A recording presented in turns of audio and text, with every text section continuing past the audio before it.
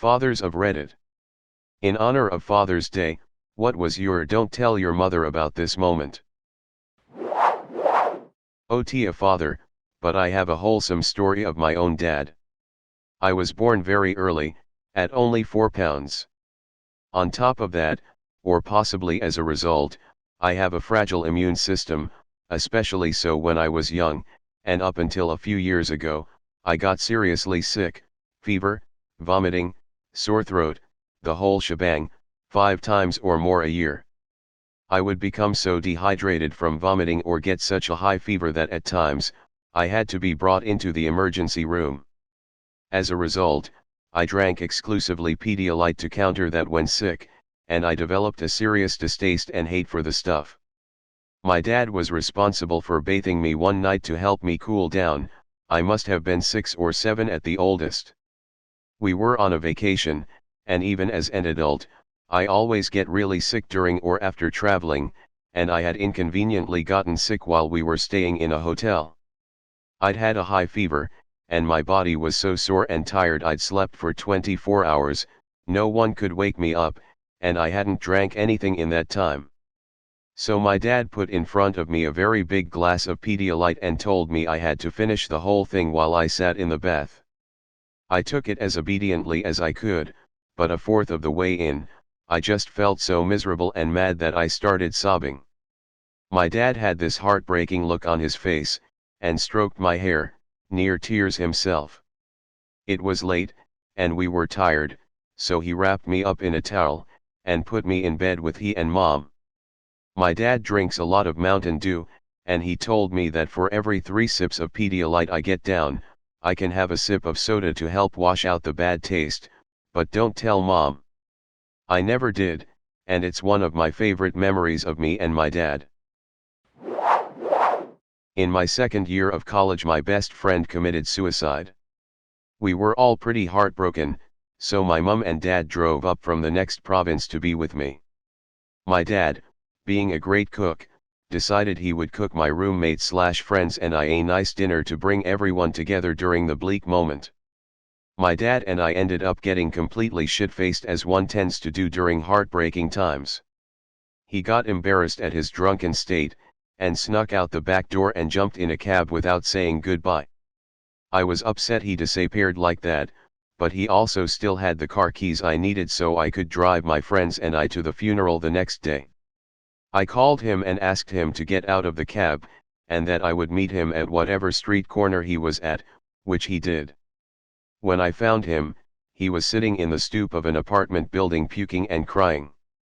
I rolled up and together we staggered home drunk and crying arm in arm. When we got back to my apartment, he was still embarrassed, so he asked to sleep in the car.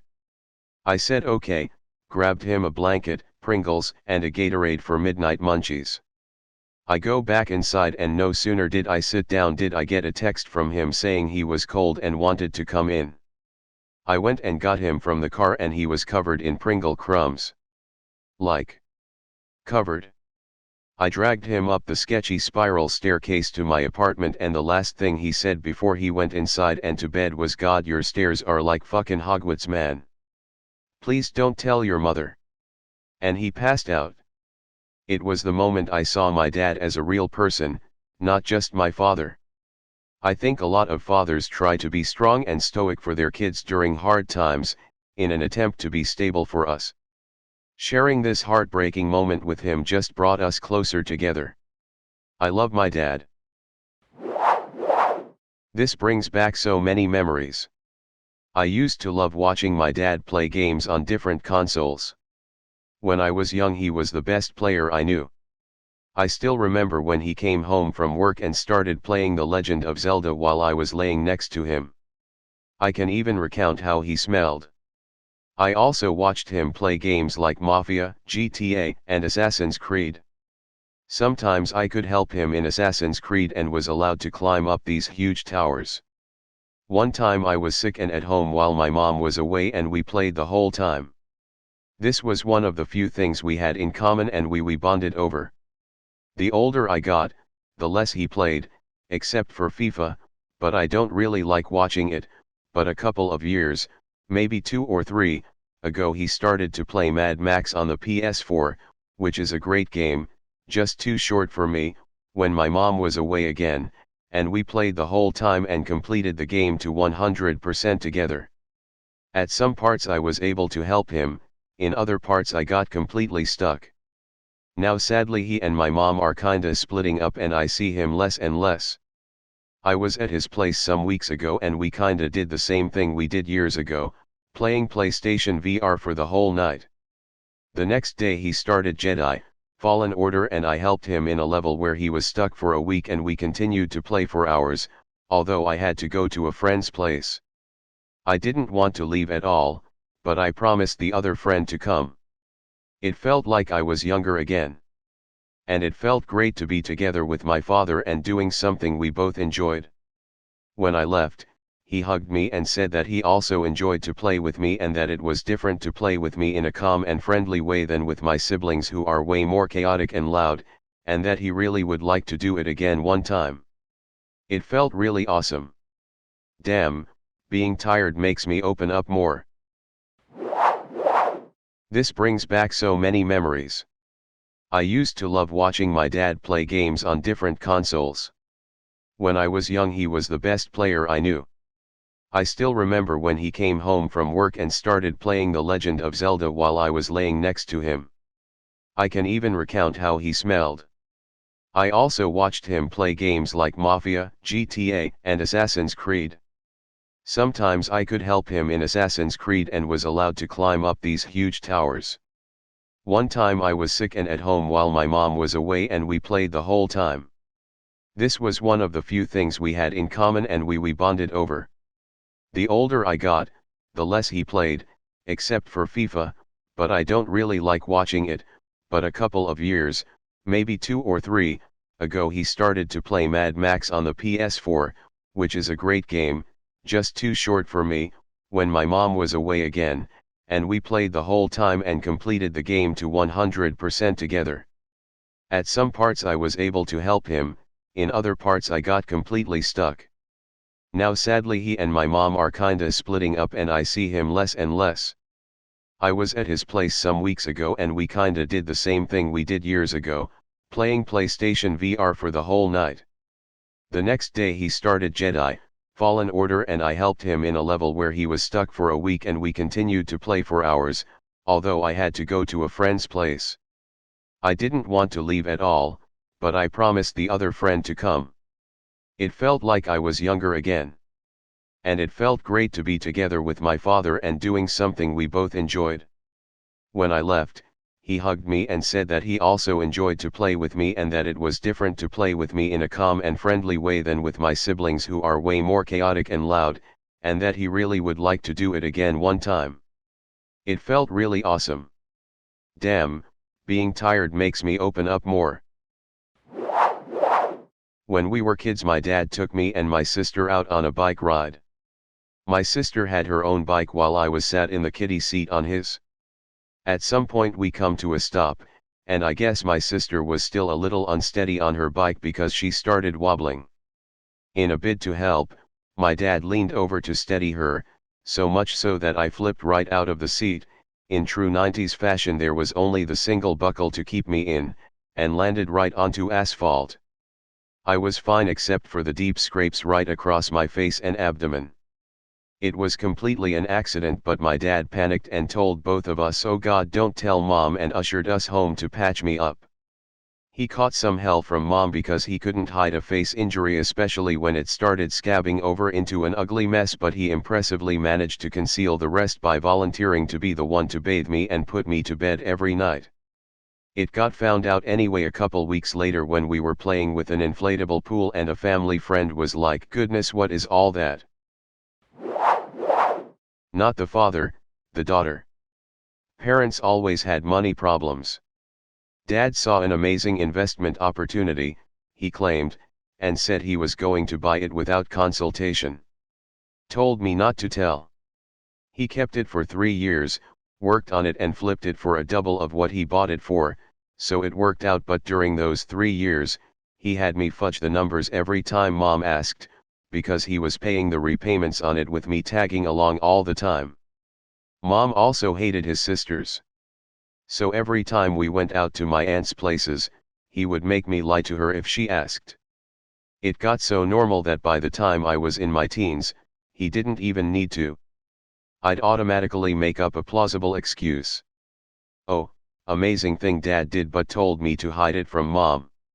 One cousin was orphaned early on, the dad died, the mom got sick and subsequently died 2 years on, bright kid, absolutely no resources except for scrapes from extended family. Her mom was on super bad terms with my mom when she died. So can't mention my cousin in the house, also because tons of existing money problems. Dad got cousin a computer, took her shopping for clothes, we'd take her out for ice cream, or treats, once a month or so, and every week we'd participate in a roster to pick her or send her to tuition and extracurricular activity. I'm convinced Mom still doesn't know. Not a father, but the son. One time when I was younger, my dad took me to the zoo while my mom was visiting with my grandparents, so her parents. I had a nasty habit of climbing on anything that looked like it could support a kid's weight, the living room couches and entertainment center, trees, cars, the roof of our house, etc. How I never got hurt was either a miracle or sheer dumb luck depending on who you ask. Anyway, I was up to my usual bullshit when we were at the zoo, walking along the retaining walls of the animal enclosures, and this was well before rational reasoning skills set in and I could have known that these were dangerous animals that would have killed my 7-year-old ass without even thinking about it. To me, they were just the cool animals I saw on the Discovery Channel or in cartoons.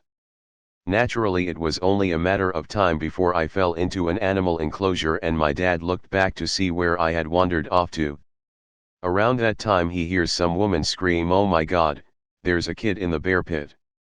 At least he knew where I was, LMAO. Much like the kid that fell in Harambe's pit, I had fallen into a pit of water that I later learned was slightly separated from the bears, but bears being curious animals, they noticed my presence and decided to wander over to check me out. I remember being upset that I was all wet for about 5 seconds before starting to splash around and then seeing about 2 or 3 black bears slowly walking over to me and sniffing me out. Keep in mind that I lived, and still do live, in Central Texas, so there's no bears around for miles.